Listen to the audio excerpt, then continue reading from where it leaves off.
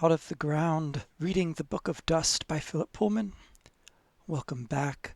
This is Wesley Shantz with episode 4, Several Very Perceptive Questions. This covers chapters 4 and 5 in La Belle Sauvage. So let's jump in with chapter 4, Uppsala. We get a unique perspective thus far, and I think it will be almost unique throughout the rest of the series. There is another brief scene or two where we see things from the perspective of Coram van Texel. But this whole chapter follows him closely, as the next chapter will also jump in to a different character, the scholar, who is mentioned here for the first time in this book. That's Hannah Relf, though we do hear her name in the Golden Compass a couple of times. And in the Amber Spyglass.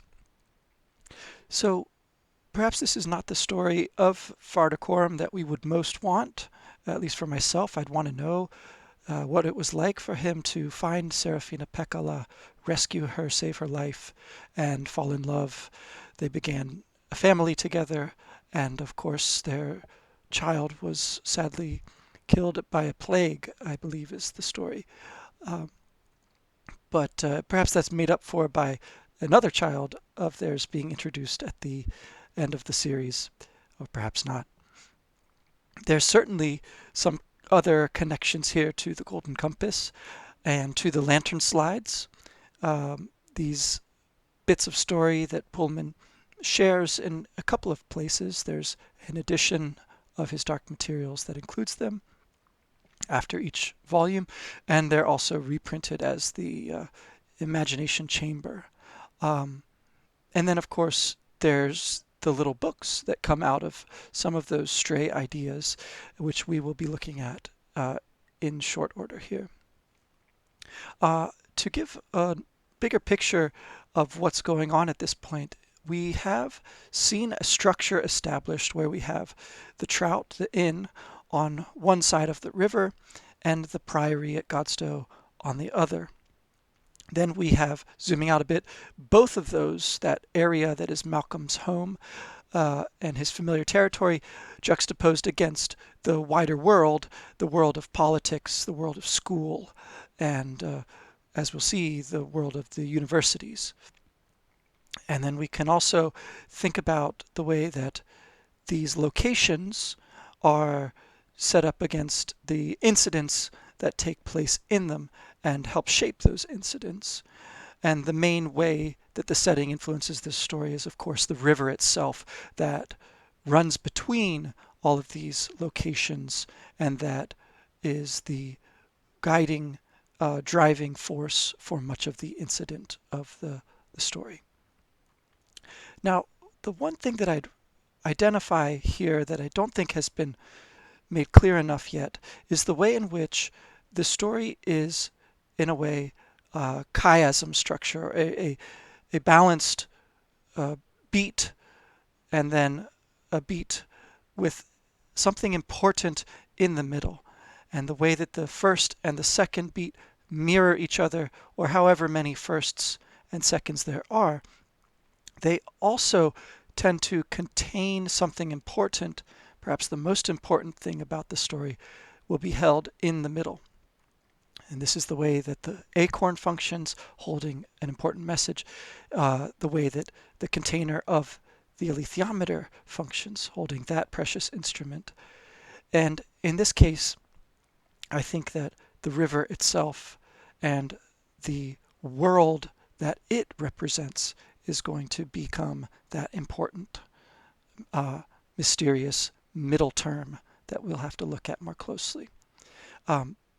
This is, of course, a different sort of parallel or other world to the parallel worlds of other universes that appear in his Dark Materials, but it corresponds in the same way as an inner world does to an outer world, a really important theme that gets developed towards the end of the Book of Dust, which I've just been rereading all the way through. And I think that we see this portrayed through the characters in a few different ways, with, in these two chapters particularly, the spy, the Egyptian Coram van Texel, and the scholar, Dr. Hannah Relf. The story as a whole, of course, forms its own complete world, more or less coherent, which we can set up over against our own real world of real life. And that is a very important parallel as well. The leisure, the time, the work perhaps that we put into understanding and thinking about the story, or simply enjoying the reading of it, placed over against the rest of everything else that there is, everything else we could be giving our attention to, whether for entertainment or for serious engagement. And that's not to belittle the story, far from it. I think that's to say it's exactly as important, and the value of the real world is enriched by the value that we find in the story. So those are some bigger picture thoughts that I wanted to just record before jumping in. We're in Sweden now, suddenly, Uppsala, a great university in Lyra's world, in Malcolm's world. The rain is heavy outside, but we're cozy inside with a couple of new characters. One, Gunnar Hallgrimsson, whose name means something like the warrior with the rock helmet or mask. And the friend of his, Axel Lofgren, his name means something like the father of peace. It's a version of the name Absalom from the Bible. And the last name, Leaf Branch. So again, that tree image coming in.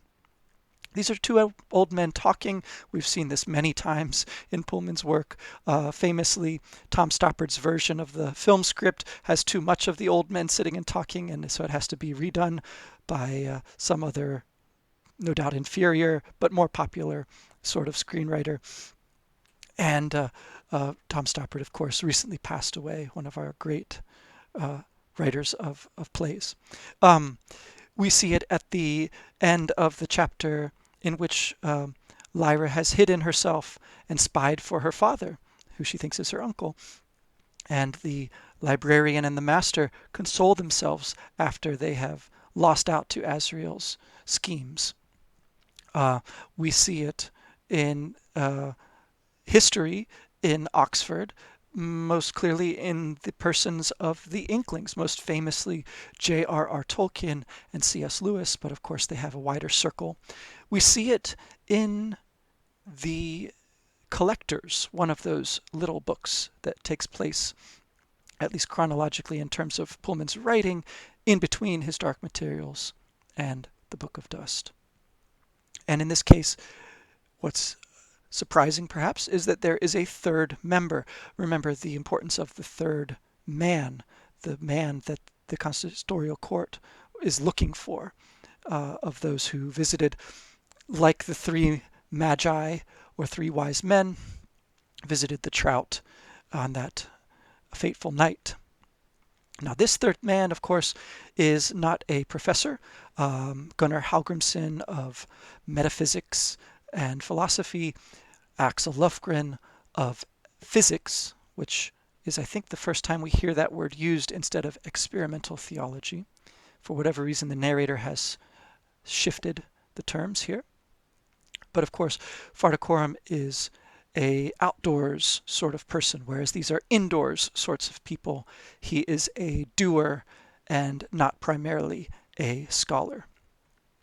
He is Egyptian from the land of Eastern Anglia, and his name, Coram van Texel, seems to allude again to Latin hymns, the word coram meaning before or in front of, and the last name Texel, an island just off the continent, a part of the Netherlands, and it seems to relate to maritime themes.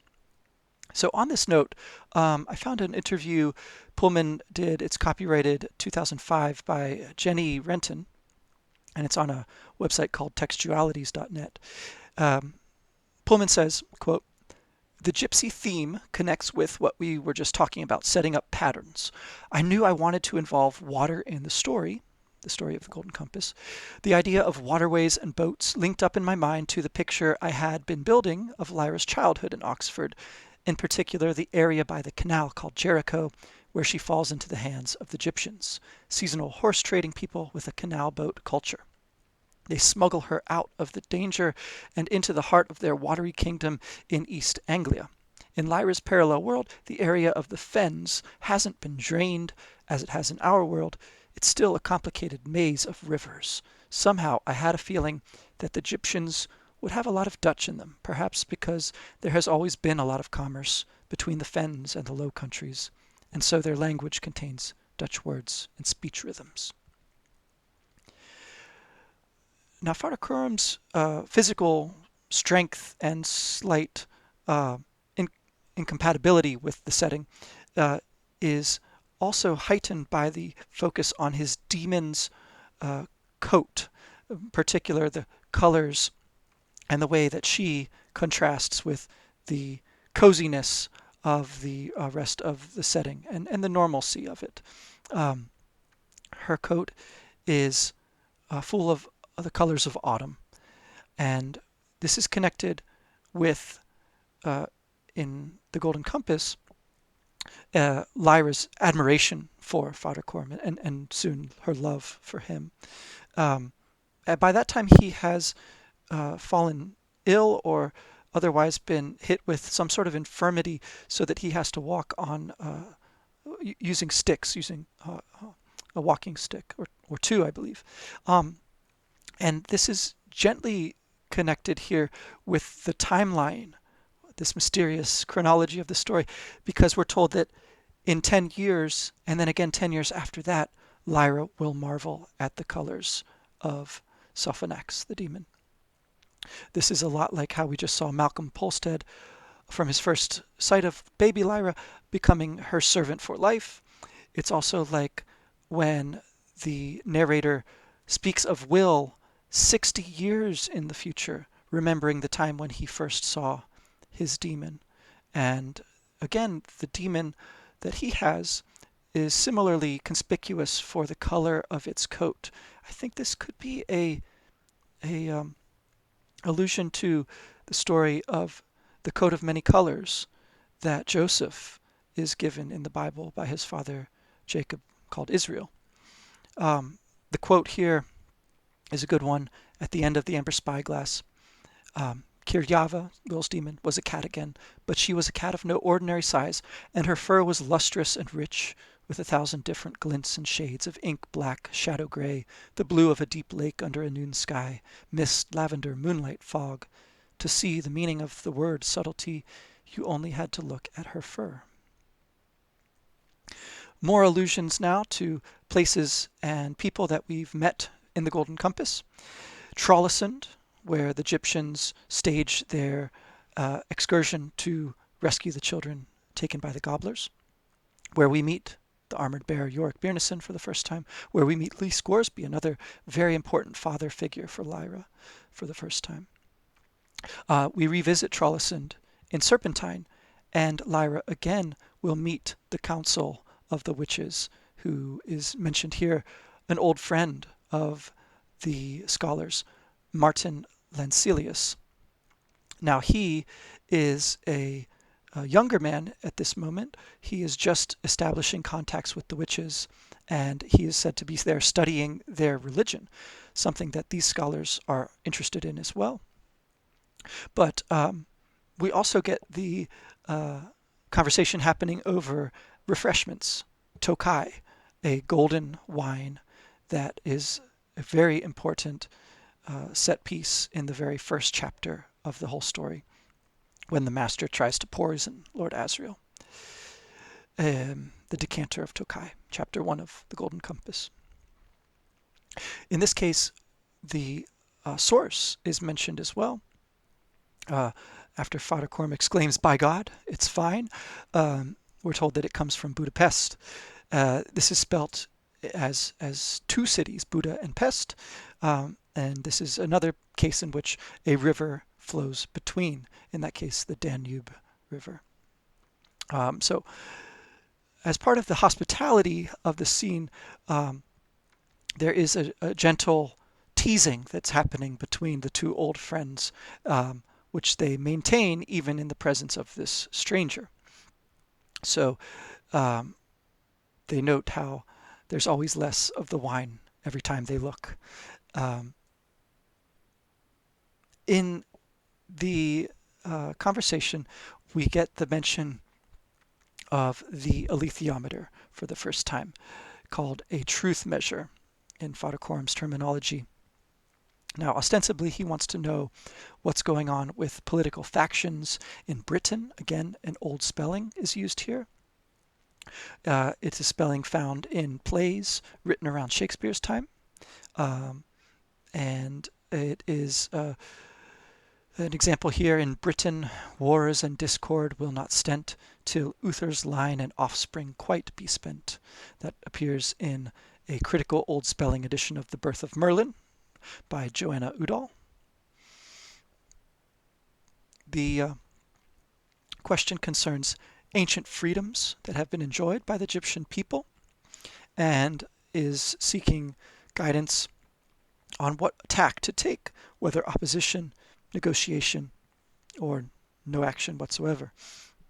But now, when this question is posed, the alethiometer is brought out with some solemnity, some ceremony, described as palm-sized, and the lighting is focused on it such that Coram can see clearly what he will describe to Lyra when they first meet, and he sees Lyra's instrument. It's also described as being almost alive, so not the only inanimate object that is described in that way. The Belle Sauvage herself will be personified throughout the story. And the reader, in this case Hallgrimsson, touches it with the hands of a lover, Coram thinks. This theme of the inanimate and life in material things is core to Pullman's whole storytelling career, and seems to be close to the heart of his metaphysics as we can glean it from his stories and from his public statements. This goes from his very first writing, like The Haunted Storm and Galatea especially, through to his quote-unquote perfect shorter work, Clockwork. And I think that in The Lantern Slides, even Jordan College is described as a kind of complex clockwork machinery. Certainly, the alethiometer is a beautiful complexity. That word is going to be used in connection with the instrument again later. It has 36 symbols, 3 wheels corresponding to 3 of the hands, and it's emphasized that we point them to 3 different symbols. Now, this is important because later there will be a new method which involves pointing them all at one symbol.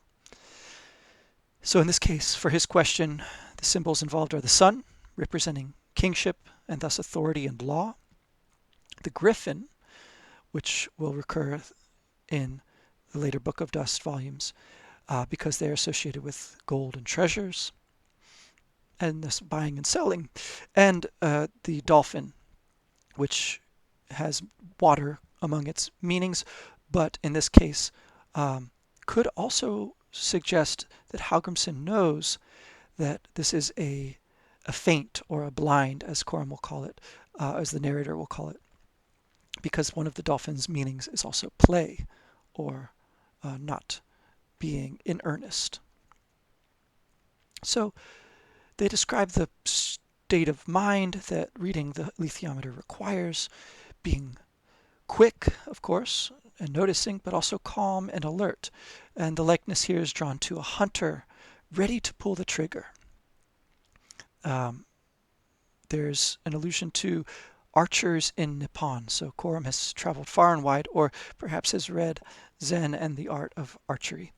They talk about the range of meanings and how deep they might go, hundreds or more for each symbol, and how these are kept in books, and thus in great libraries. Now the question arises of how these meanings are discovered. And there's some skepticism from Lofgren, which surprises Coram and perhaps us as well. We're told that it's through contemplation, meditation, and experiment. And so what begins as inner has to be proved by outer deeds. And again, this is close to, I think, Pullman's theology, if you like. He's much more about what people do than what they believe or say they believe. He's much more interested in curiosity and kindness than he is in faith, per se. Now, Lofgren believes in experiment, at least, and perhaps this is again an example of that choosing to believe that we talked about last time. Hallgrimsson is glad he believes in something, at least. Now, Coram notes that there's no end once you start finding similarities. There could be well more than hundreds of meanings for each of the symbols. And of course, that's what we're engaged in here too, a meditative, contemplative, and above all, associative mode of thinking about these texts. But as they point out, it's not necessarily the most imaginative readers who are the most successful, but those who have the patience and the calmness that was described already. The mode of attention and not the quickness of mind is what matters for reading the alethiometer, being able to understand the hierarchy of meanings and where the sought or received meaning falls within that hierarchy. Apparently there is no substitute for the books, although of course we'll find out that there is. At least a couple of different ways that Lyra has when she's young, and that which Olivier Bonneville will develop later. So the locations. This in Uppsala, one in Bologna, one in Paris, one in Geneva, one in Oxford. And then there's a mysterious sixth alethiometer, which is missing. We're told a remarkable story of how the Oxford alethiometer was preserved when the church authorities came trying to confiscate it, hidden in the hollowed out pages of a book of experimental theology, a book of dust, if you like, and hidden in plain sight among the millions of other volumes in the Bodleian Library. The upshot of the story is that just as the librarian who had bravely and loyally refused to hand over the instrument was facing the firing squad, the leader of the church authorities recognized him as an old college friend. He called off the firing squad. He told those men to stand down, and over Brant wine again, the two old friends reconnected. Now, the librarian lived, but his friend in the church was reportedly poisoned when he returned to Geneva.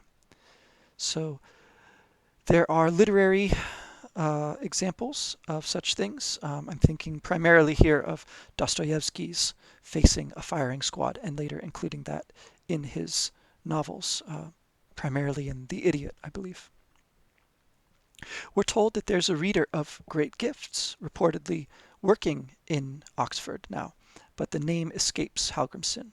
He's quite close, though. Just the spelling is off. Relf, a name that apparently connotes power as well as the animal, the wolf, interestingly. Coram asks again about the sixth missing alethiometer, but doesn't get a very straight answer. No doubt somebody knows, but probably not a scholar, we're told. We're soon to meet this person, though we don't know it. The actual reader is on sabbatical in Paris, reportedly. And so, hopefully, they will not face summary execution, a kind of dark humor on Coram's part for attempting to answer his question. But this is the point at which we're told that the question itself was a blind, that really he's after other information. And so he turns the conversation to visitors, to explorers, to Lord Asriel, a friend of the Egyptian people. And then they emphasize that one can't help overhearing some things. And again, an exclamation, "Good God," from Coram accompanies a story that he already knows. In this case, the visit of a remarkably beautiful Mrs. Coulter, who has just had a child out of wedlock with Lord Asriel. And the image that we're shown for her is of a flame, but a flame of motherhood that does not burn brightly. Now, the candle is going to be used as a mode of meeting secretly.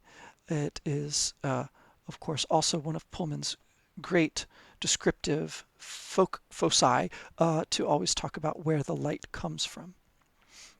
But it's fair to say that Miss Coulter is a kind of flame. She's destructive, she's passionate, and her relationship to her child is one of the more complex elements of the story, more or less persuasive depending on the reader. When she is mentioned, the old scholars change. They begin to preen themselves, they begin to blush. This is the moment Coram ceases to ask more about her visit, and it seems the dart of Cupid has pierced Lofgren, that he has perhaps even sworn a kind of oath of secrecy, the promise that will be extracted from Malcolm in the next chapter. But he dismisses his friend teasing, calling him a buffoon, and he does disclose what seems very secret, in fact, to Coram. He talks about the Rusakov field, the name there just meaning Russian, essentially, and its discoverer interested in the mystery of consciousness. Now, again, this is thematically close to the heart of Pullman's whole project in these stories, to talk about how, from material things, the awareness and the experience of consciousness could be generated. Now, it's not just the question of the way in which it's generated, but also how it could be measured, how it could be understood, whether as material or ultimately spiritual, in which case it would be a question for the church, and one that is not safe for anyone outside it to attempt to answer. But it seems Rusakov has established that consciousness is indeed a property of matter, and that when this comes to the attention of the consistorial court and the authorities, it will shake them to their foundations. Mrs. Coulter, of course, is an agent of just those authorities. She asks many perceptive questions and understands his answers right away, and then wants to consult the alethiometer about her daughter. Now, the connection between the two is not immediately obvious here, but becomes clear in the course of the story. She, not it, is the subject of a prophecy of the witches, something that they overheard from one of Mrs. Coulter's servants, but not Mrs. Coulter herself, and she's very interested in finding out why.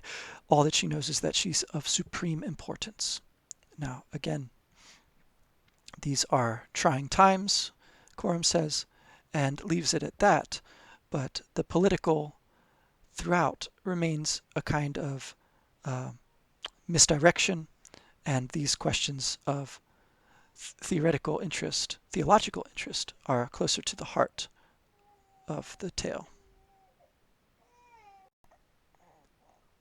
And so Father Coram has learned what he came to find out, presumably about what Mrs. Coulter knows and what she is seeking. He has also, by the way, gathered at least a sketch of how the alethiometer works and a sense of its difficulties, which he will pass on to Lyra 10 years in the future. He comes to his second problem now. Among the rather exquisite description of the fog outside along the water, the lights are described as golden dandelion heads. And he talks to his demon about the problem. Her name Sophanax relates to wisdom. They have been followed all the way from Novgorod, at least, when they noticed it the previous week. That's perhaps where they were gathering information about Rusakov himself, or something like that. But here they are, midnight, by a footbridge, and they're being followed. So they dart into an alley that he had registered the possibility of using for such an exigency on his way over to meeting the scholars. And here they're going to use it not so much to escape as to ambush their pursuer. A big risk, but they seem to be confident. It's at this point that the reader is probably a bit concerned because, again, we know Coram to be Farder Coram, an old man, and yet here he is, prepared to fight to the death. He has done so before. He has this stick of lignum vitae, the living wood, the source of which is in the Caribbean or even South America. And so he's traveled to Japan in the east, to Brazil perhaps in the south, where he has coins that he'll give Lyra in the next book. And he knows how to use the stick in 5 lethal ways or more. Goodness gracious. They've fought and defeated, killed a Tartar in their youth and his wolf demon. And we note that the taboo, which we heard about when Malcolm was meeting Lyra and Fenella was taking care of her, the taboo against touching another person's demon doesn't count much in fighting. So Coram will fight dirty, and Sophonax especially will attack even a human, despite needing to, in a frenzy, rid herself later of the taint of breaking the taboo. And at this point, with that mentioned, we meet the villain, unmistakably, of this story, though not by name, in the form of his demon, the hyena, a brute full of malice, one whose jaws can crack bones like pastry from the kitchen. And with such a demon, this man can't be inconspicuous. His silence here is strange, given what we learn about him later, but perhaps this is the moment that really changes him and drives him to a kind of insanity. He does, however, produce one sound that we recognize from the poem Snow by Louis MacNeice. His pistol makes a sound like a man spitting a pip. So an unusually violent use of that image, but an enticing one to think about.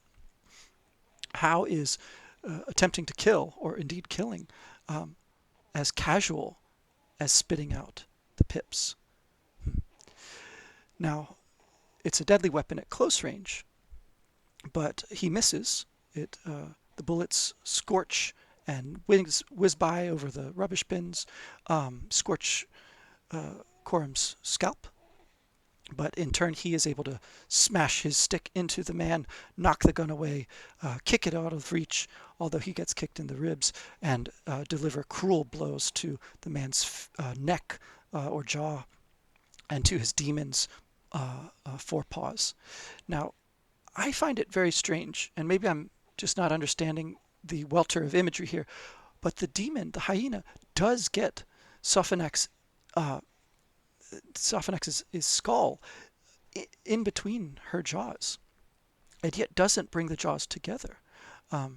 Perhaps everything happens so fast, and the demon howls in pain. Again, the word frenzy is used, and we're told about the disgust Sophie feels after scratching the man's hand. But he is forced to carry his demon away, mad with pain, and Coram himself faints from the loss of blood. When he wakes, it's to feel the burning of the bullet across his scalp and cooling off now that the passion of fighting has begun to subside. They ask themselves whether the antagonist is a Muscovite, or for whatever reason Sophie thinks he might be French.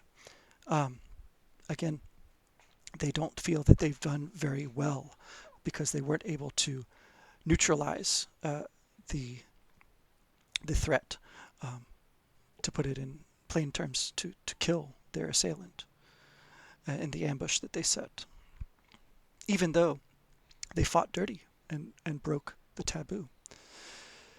The pain is compared to a hot iron, a kind of inversion of the cozy iron stove from the beginning of the chapter. They talk again about candlelight, which he's using to write his message and then to code it. He addresses Lord Nugent directly, talks about what he learned about the lady and her, quote, several very perceptive questions. Um, he mentions that she's working on behalf of the CCD, and that the reader of the alethiometer either could not or would not directly and fully answer her questions about the prophecy. They seem to already know a little bit about this because another agent, Bud Schlesinger, has gone further north.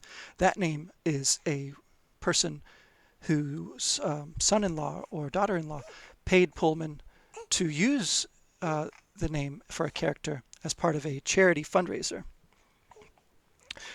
He believes that they can find out more from the witches, and perhaps they were together in Novgorod, and that's when they parted. But he's very curious about this assailant who seems to be a trained agent. Again, they translate the message into code and then burn the original before sending it to London. The theme of curiosity is a very important one for Pullman. In his interview with the narrator of the audiobooks at the end of the Rosefield, he mentions one of his sermons that he gave where he proposed swapping out the Christian virtue of faith with the concept of curiosity.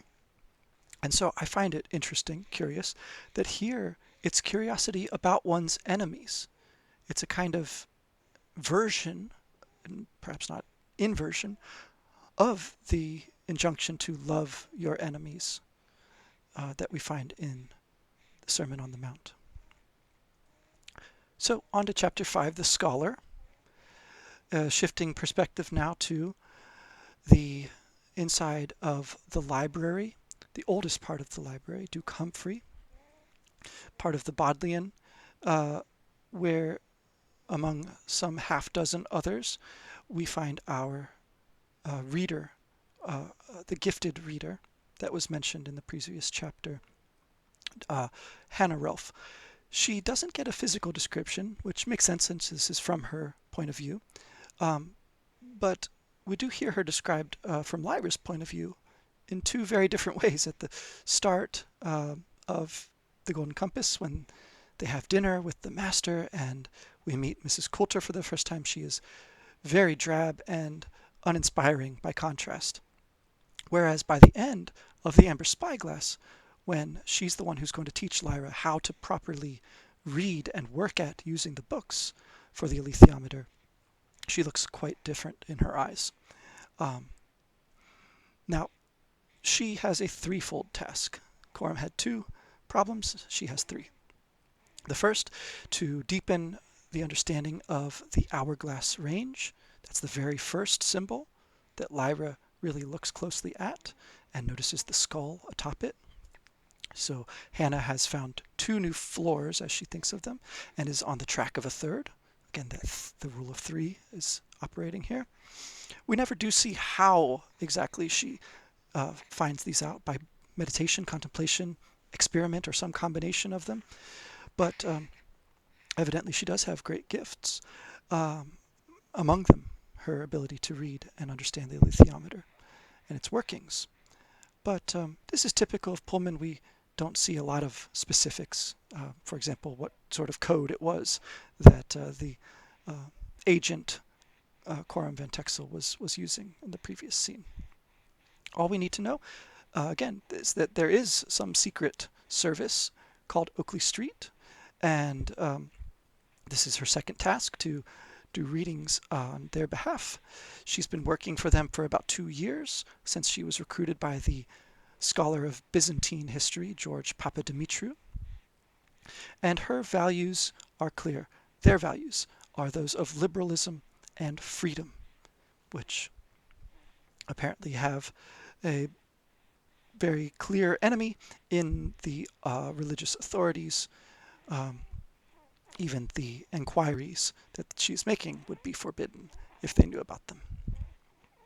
Now, so perhaps she is already known about by Fardacorum, since he is also part of Oakley Street and apparently quite high up in it, conversing directly with the leader. And this brings us to her third and most pressing question: where is the acorn? So there's some irony here. The reader, of course, already knows. And it's only a matter of time before she finds out, given her skills and gifts. She normally would pick it up in the university parks, but it's been missing. I'm a little bit unclear on whether that is the spot along the towpath, whether what we were seeing was the man, Robert Luckhurst, hiding the acorn for her to find, or whether he was retrieving it from someone else and then was going to take it to the university parks where she would then pick it up. I think it's the latter, but I'm not just maybe understanding fully the spycraft at work here. So again, emphasis on the lighting through the 600-year-old windows. It's gray. We're still in that wintry, but also cozy mode.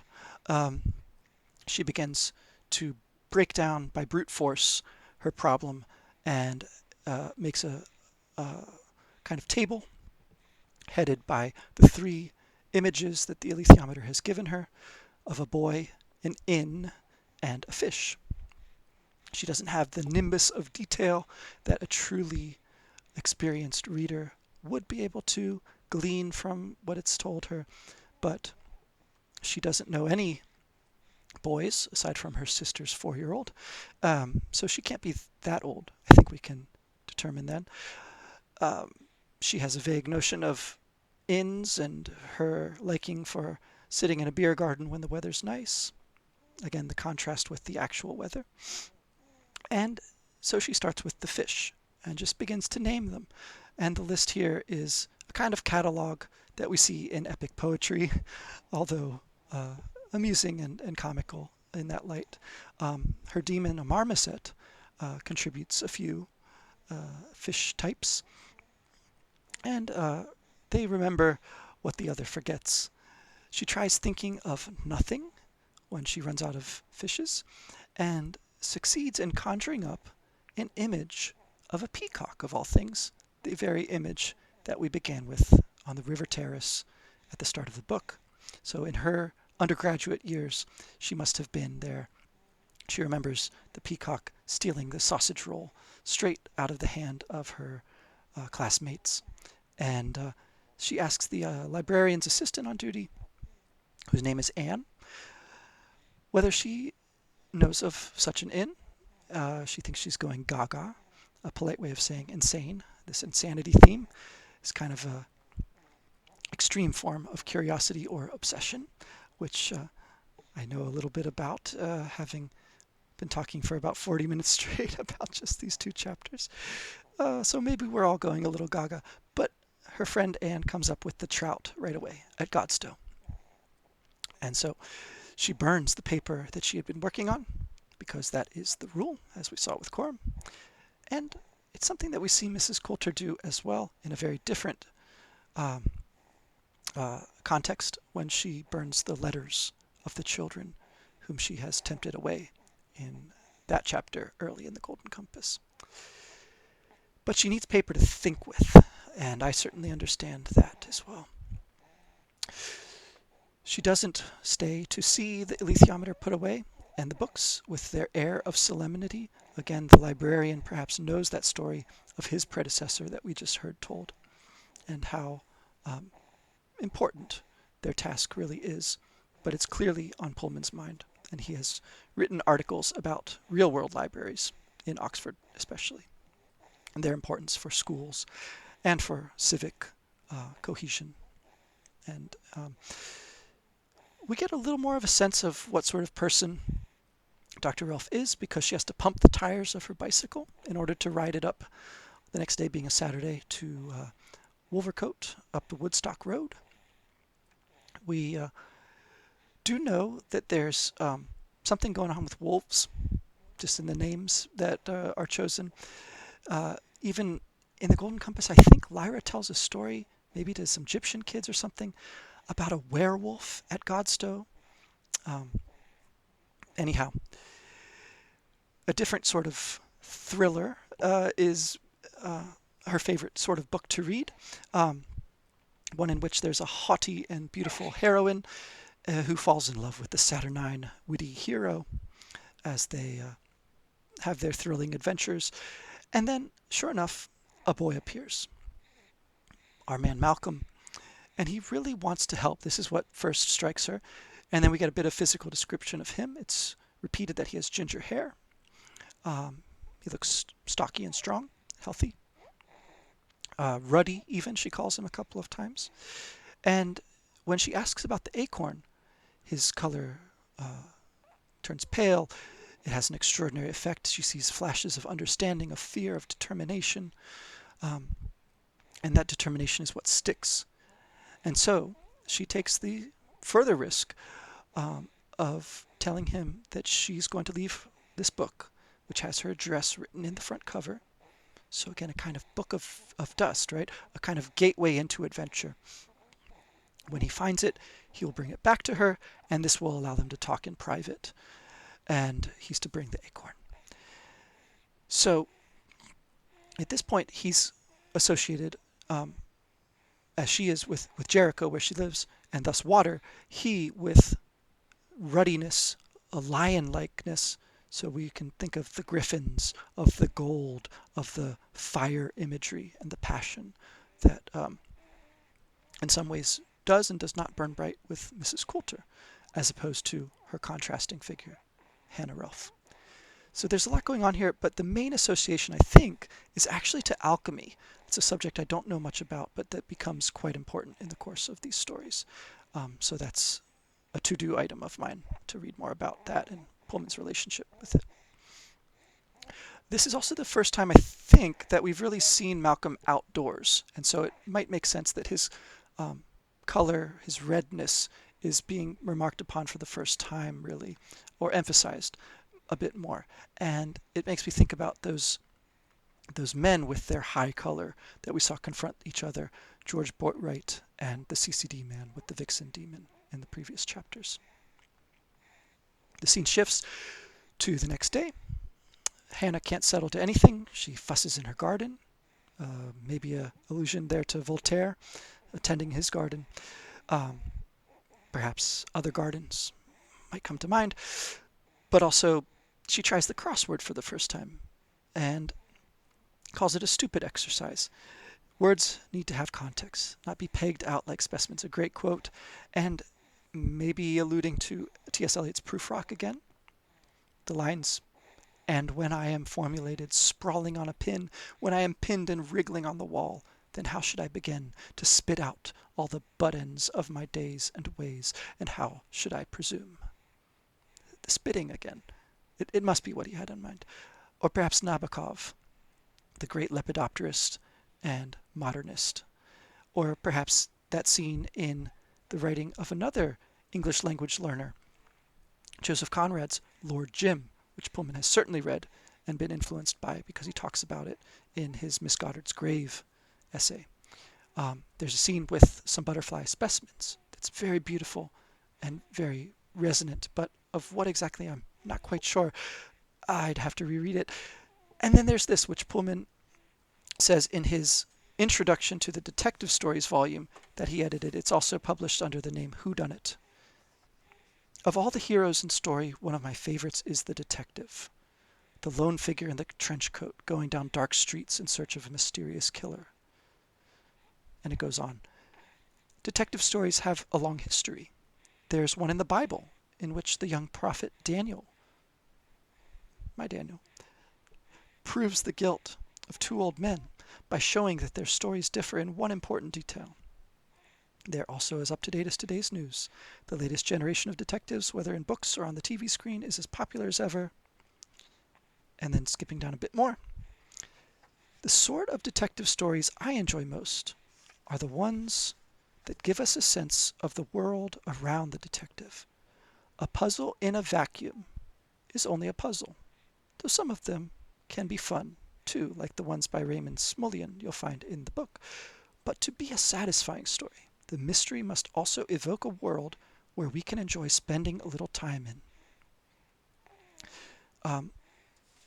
So this idea of a puzzle that doesn't have any bearing or context, in the context here being language, or in the detective stories, is in some way inferior to one that is connected and thus more meaningful. So I think that that's something we'll have to revisit as well. Now, she is uncharacteristically perhaps forgetful here, and her demon especially doesn't remind her that they've made some coffee. She refuses all of his suggestions of things to do to pass the time.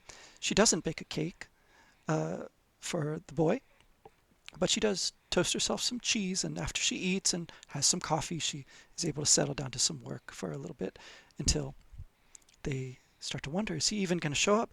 But her demon points out that his demon changed 4 times in the course of their interaction. And she notes that that is an indicator of intelligence and curiosity. When he shows up, he is steaming, so he's kind of watery and fiery, again, that combination of the two. Her demon's name, by the way, is given us here Jasper, a Persian name meaning the bringer of treasure. So that treasure is going to be associated with Malcolm by the end of the book.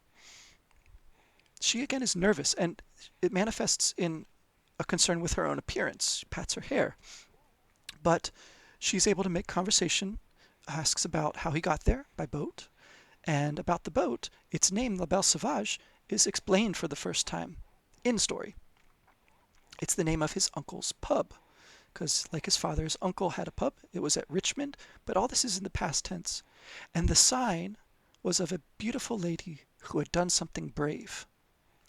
So a kind of parallel figure to the Rosamond in the stained glass window at the Priory. And again, a kind of parallel world to the Trout, this other inn where his idea of La Belle Sauvage originated.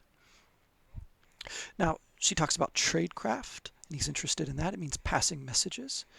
She asks about his name, and he doesn't ask hers, but about how she knew to ask him about the acorn. So he's just down to business. She sort of fumbles for a response, but mentions an instrument. And the important thing is that no one else knows but her. And now comes the test. Much like there was the moment that Quorum seized when they turned the conversation to Mrs. Coulter and her effect on the scholars when she asked her very perceptive questions. In this case, it's the question, of course, of how to unscrew the acorn. And I'm going to get this right this time because I just read it. It unscrews clockwise as opposed to counterclockwise like one would expect. And when he sees that she knows this trick right away, he hands her the India paper, that tough and yet delicate paper that was folded up inside. Somehow the boy is in charge. This is a bit of a theme, especially in children's literature, the kids getting one over on the grown-ups. And she does get the whole story out of him at this point, little by little, finds out about Luckhurst, whom she was not supposed to know, and how he died. We learn a bit more about that in the next chapter. She tells him about the way that they passed messages back and forth and calls it a dead letter drop. This is a term from spy novels, I think, and perhaps from real-life espionage. But it'll be called something different in the next chapter. Left luggage boxes. She makes some hot chocolate for them, and this again is a kind of inversion of the hot chocolate that Mrs. Coulter makes for the children that she tempts away. She mentions the alethiometer and tells him how to pronounce it because he's having trouble with it. So she's a reader of it, and she knows that dust with a capital D means trouble. But just like he trusted Mrs. Carpenter at the chandlery shop, she knows that she has to trust him, at least now that he's involved himself this far. So she works at St. Sophia's. Again, that word like Sophanax's name for wisdom, which she's associated with, and here as a historian and historian of ideas. We'll get a bit more about that next chapter. By the light that is changing outside and warming and brightening inside, we turn to related questions. What to do with his copy of the words? Burn it, of course. Even though it's hidden, it's not safe. His demon's curiosity is being occupied by Jasper telling him about the Babylonian seal, the Roman coin, the harlequin, these objects, just like the sort that Pullman has on his desk to arrange and rearrange as he thinks and plays with words and works on stories. There's the question of who made the instrument. Again, how to pronounce it, although not what its meaning is. Apparently there's one that's been lost and they don't know how to make them again.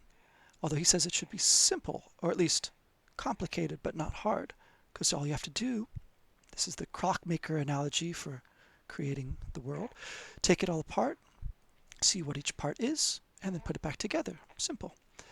Now, she's okay talking about this. It's a safe topic, but she doesn't really know the answers. She thinks that at least part of the object involved is made of a rare alloy.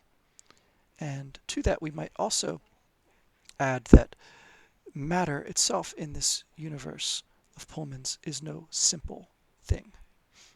So it's not just how all the pieces fit together, but something about the quality inherent in each piece that is difficult to create. Now, that rare metal is, of course, going to be very important in subsequent books in the series. And we've already seen it in the Silver Guillotine and in the Subtle Knife. So the name Wolvercote apparently has an older version, Ulvercote or Ulvercote. It seems to relate to a person's house or place, and that name means something like wolf spear, so that wolf theme again. She asks if he likes school, and he does, surprisingly perhaps. And she wonders if he's been thinking about the future. Again, the alethiometer isn't exactly fortune-telling object, but it is something like that. And this theme of apprenticeship comes up again. He supposes he'll probably do what his father's done, but he's not really thought about it before. Now, his demon, Asta, whispers something to him. She pretends not to notice, but of course she does. And what's coming is a return to more dangerous topics. The Rusakov field. What's that? She sort of avoids answering by saying the alethiometer seems to know. She doesn't need to know much because it is going to answer questions either way. And then he asks about the ways of measuring things and quotes from the message. So he's sort of memorized it without trying to. It's memorized itself, he says. He thought it was like the uncertainty principle, which makes her feel like she has missed a step going downstairs in the dark, an image that I think comes straight from one of the books that he'll borrow in a minute, The Body in the Library by Agatha Christie. Or maybe it's the other one, A Brief History of Time by Stephen Hawking. At any rate, it's an image that is used elsewhere in Pullman's work. Lyra talks about reading the alethiometer being like going down a ladder in the dark and unerringly finding the meanings as she descends. Of course, that's not been Hannah's experience of reading, and it's not the experience that Lyra will have once she has to learn how to do it properly with the books. But he's not wrong. It is something like that because scholars can know this and not that about the particles of dust. She has to think what is safe to talk about, what's public knowledge, what's Oakley Street knowledge. And what she comes up with is that the magisterium thinks, oh, by the way, what's the magisterium? The authority of the church, that it is sinful somehow to know about this question. And so his question, a reasonable one, is how can knowing something be sinful? I think this is a question close to Pullman's heart. And it's right there again in Genesis 3, certainly. And then throughout the Bible, a paradigm or a theme that recurs with variations. On the name of his friend who he talks to, we get, again, a repetition of a name for some reason. His name is also Robbie. And meanwhile, she's got an idea that she keeps trying to push away, but it won't go away. We're not told what it is just yet. We don't know the answer to his question of how Oakley Street, although he doesn't know that name, was set up. She answers by saying that she was asked to help. and confirms that the other side they're talking about in the message is the consistorial court of discipline. This is where she extracts his promise not to try to find out anything, but after all, he won't know if what he's finding out is dangerous because it's secret. This is very close to the paradox proposed in the Meno about how we know what virtue is and how to teach it. Again, that idea is nagging at her, though. Talk turns to the man, Boatwright, who disappeared about a week before. When he was telling her about the Lord Chancellor, she just confirms that that's not someone's nickname, but the actual person, whose name we know now is Tom Nugent. And then she surprises him by asking if they were talking about a baby. Now, she knows about this because she overheard it at the Trout. People are talking about it. It's not as secret as they suppose. And so he tells her more of the story about how he met this baby, Lyra, and he supposes that she's there claiming sanctuary. They confirm that it's only Jordan College that still has that privilege, although all the colleges used it in the Middle Ages, and it has been used recently for political reasons. It entails speaking a Latin sentence in the presence of the master, and the location of the college is placed in Turl Street. This is, of course, is a non-existent name for a really existing place, Exeter, which is where Pullman went as an undergraduate. And it's identified by its tall spire, the dreaming spires of Oxford. At this point, she speaks out this idea that she's had. Let's pretend, she says, that you've come here returning this book, which is true after all, and she and he will have a kind of lending library where when he comes over to borrow books, he tells her things that he's overheard, and he thinks this is brilliant. So first she shows him the murder mystery section, then the histories, which he might find dull, and then a mixture of all the rest. She suggests that he borrow one novel and one something else, and remembers how an elderly lady where she grew up did the same for her. One has to wonder what, if anything, she was trading for the privilege, whether that old lady is a kind of Miss Marple, learning something that will help her solve mysteries as well. But she mostly remembers the delight of choosing, and so she doesn't make any further suggestions. She sees herself in this curious boy, as I think all readers are meant to, certainly those old enough to remember the magic of reading when they were kids. And this again comes back around to the question of libraries and their accessibility, and how Pullman has spoken out more than once in favor of supporting libraries in the real world. I think any reader would be moved to do the same after experiencing this story. The last little segment here, though, is a bit darker.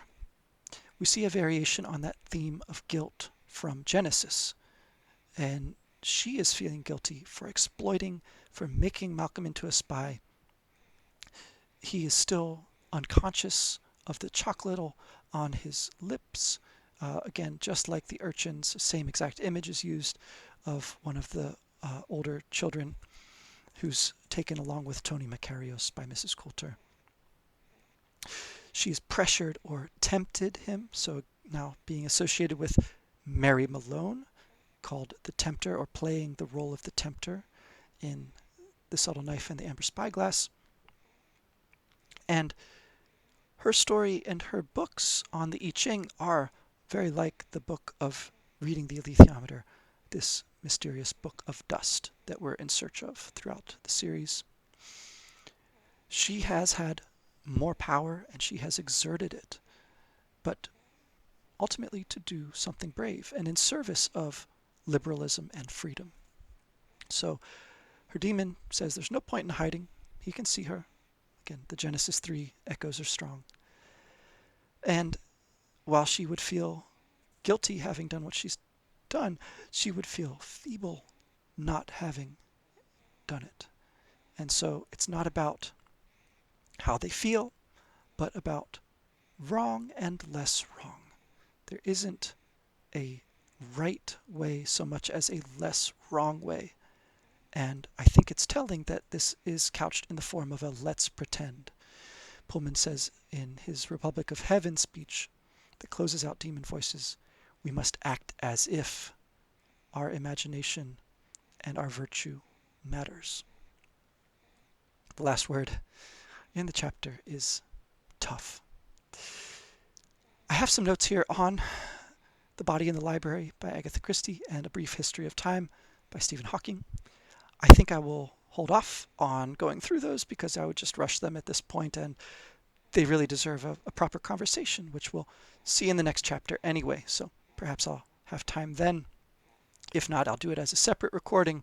I also do want to delve more into the Detective Stories book and into that passage in Daniel that is mentioned. As you might have noticed, I didn't have Daniel at the start of this recording, but he has appeared all the same. And I do hope that these recordings are clear enough, are interesting enough, despite their length and my prolixity on these things. I just think these are such wonderful stories, so well crafted and full of such interesting themes and connections. I'll be drawing out more of these connections to some of those little books that are piling up now, The Collectors, Serpentine, Once Upon a Time in the North, and to begin with, Lyra's Oxford, since we'll tackle them in publication order. And then we'll carry on with more conversations and more chapters, taking them two at a time at least. Thanks again for listening, and until next time, take care.